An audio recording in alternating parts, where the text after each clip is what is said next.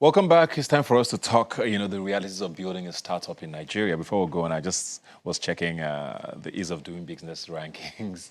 And Nigeria is currently 131 in the world, below countries like Togo, Malawi, Djibouti. I'm not sure a lot of us, no offense, but Djibouti is like literally, in the corner of the continent. But that's how bad we are. Below Uganda, yeah. Yeah, I'm joined here by Joyce Washika, who's a founder of Oriki, a business that's, I'm sure you have a lot of stories to tell about your journey up to where you are now. But when you hear things like this and how much the government says about, trying to, do better with ease of doing business, and we're still at that spot, it feels like nothing has changed. And as running a business from when you started and now, have you seen any differences or heard from people who are starting businesses? To be honest, it's painful to hear those statistics, and it's quite sad. But it's not so alarming because building a business every day, you realize the struggles. In the past 6 years, I can't say I've seen much of a difference. The government has made some attempts in making the CAC incorporation easier, for example. But we have a long way to go. Yeah. We should be creating more enabling environments for entrepreneurs to thrive. Yeah, that's the problem. Sorry to cut you, because people say CSC is just a small part of the entire process. The policies and the constant policy change that we see. Today there's a policy in a week's time, it's reversed, or something is banned. All of that, right? Yeah, exactly. It's the policies. It's let us understand exactly what we should be paying for. For example, you're hounded as a business person. You don't know exactly what taxes or liabilities or even agencies. Just making it easier for us to really understand the terrain, it would go a long way in supporting businesses. There's a saying that a lot of entrepreneurs say. It's almost like you have to create your own government. You have to go out there and find the information, or just wait for it to come to you, be surprised, and then we're always on a defensive mode. Whereas instead of having the knowledge we need to succeed. Yeah. I get you there, because you hear a lot of the stories from people who are still trying to, because in the time now everybody has like 5 or 6 hustles, so many. or jobs, but we call them hustles. So, you have your main job, you have 3 other things you're starting, you're selling clothes, you're doing hair, you're selling weaves, there's just multiple things. So people are constantly trying to do things. Yeah. But, at the same time, you hear the same challenges, and it's the same challenges you hear over the years, from everybody. It's, like you said, the multiple, I don't know how to call them taxation of fees or levies, that come. Yeah. It's the power issues, it's all of these things, and it just makes you wonder, as a business, how do you survive? How do you handle it in a place like this? What do you do to stay afloat? Because you've been in business for how long now? 6 years now. And what has kept you going? Wow, great question. Honestly, it takes willpower. So we can start with the character aspects and the attributes we have to have. You have to be relentless, willpower. But then it's also just actively seeking knowledge and information. So for me, we turn up for all kinds of events and information that will benefit us. Like recently, NEPC had a workshop for how to export, for example. When you get there, you realize that there's valuable knowledge that you didn't even know. Okay, so if you want to export, you have to get 3 different certifications. No idea. But you attend that and you find out more information. So it's like you actively have to find out. You have to be networking. Running a business in Nigeria requires networks. It's guaranteed. There's so many times that I go out of my way to share with those in my atmosphere, in my sphere of space. Ladies, if you don't know this, guys, if you don't know this, you need to find out, sign up for this, there's a workshop on this. Those are the ways we've survived, honestly, because like I said, there's not one place we can plug into and get all the information and knowledge that we need. Yeah. What's the one rule you would give someone who's trying to start a business in Nigeria today? Create a sustainable structure. I cannot overemphasize that. What do I mean by that? You have to build the business as if it cannot operate. It doesn't need to operate with you there.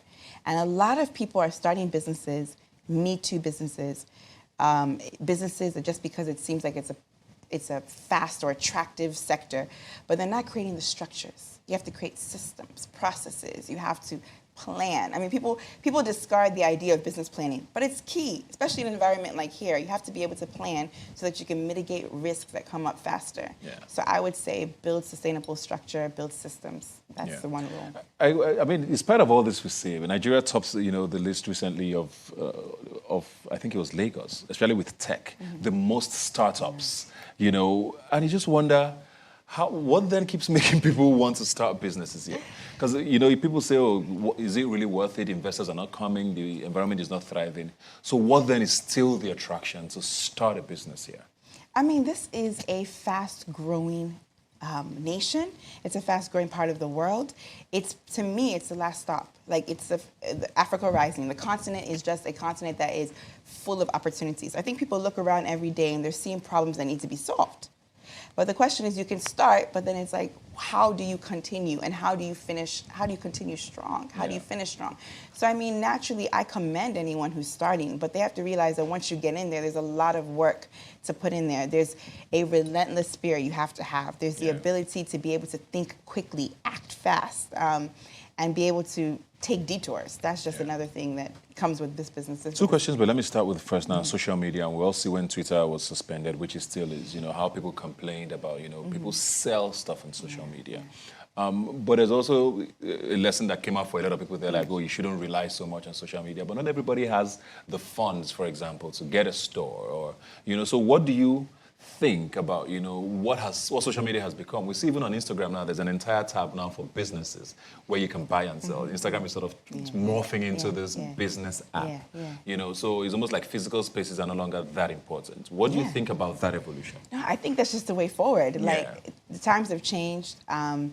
Tech is here to stay, and people need to plug in, right? So marketplaces are now, a lot of them are moving from brick and mortar to the technological space. And it's allowing people to exchange quicker. Now, for me, the biggest lesson learned when Twitter went down is that you need to connect with your consumer in other ways. So when you're doing that transaction, get their email address.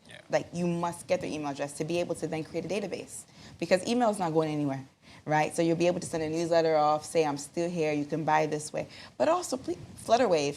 All these companies are creating marketplaces where you can actually, you don't need a website anymore. You can just list all your products and people can come on there, use their card and purchase. And that's the way forward. Now, again, it depends on the kind of business you're in. There's always going to be room for brick and mortar. But if you're selling fashion, for example, you don't have to be you don't have to be stranded and think that you have to just get a building. You can actually go online. Final question now. I mean, COVID, of course, was also a big turning point for a lot of us. And I know your business involves physical contact even. How did you survive that? What do you advise businesses? Because we don't know when the next pandemic is coming or whatever it is that might shut the world down. But how do you handle a time like that going forward? To be honest, I think there was a huge place for innovation during that time. We initially in March 2020, we thought, wow, this is really probably the end, for a while, because physical touch. But for us, we realized that people would need this service. People would need the pampering, even more so. They would be stressed out. They would need the rejuvenation. So we detoured and we started doing home services for those who were interested, and we couldn't even fill the demand. So my charge to entrepreneurs is to be innovative, to think about what people will need as a result of the pandemic, and then move on from there. Thank you very much, Joycey. Oriki, a spa, amongst other things, a relaxation spa and products, of course. You can check her out on social media and, of course, on their website. Thank you so much. Thank you very much for being here today. Well, like I always say, you can follow the conversation on social media. Please use the hashtag #RubbingMinds when you send us a message. I'll see you next time.